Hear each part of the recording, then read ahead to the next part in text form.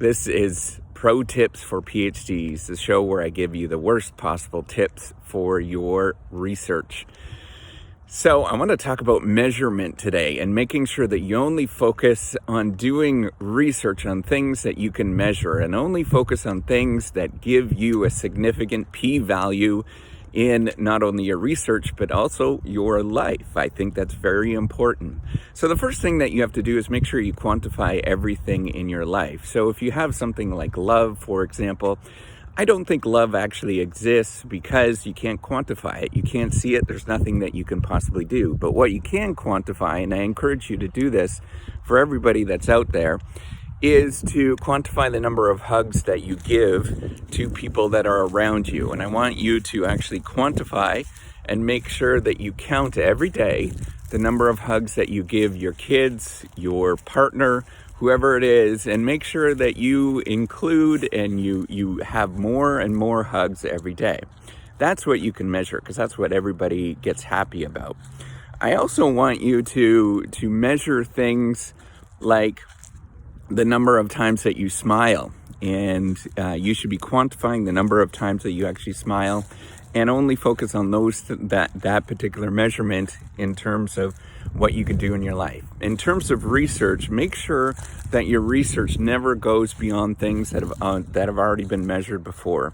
Make sure that you only look at scales and things that people have measured in the past, because that's the only thing that exists.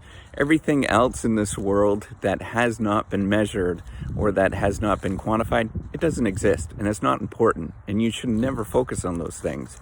You should only focus on the things that are measured and measurable. You should also only focus on things that give you a significant p-value.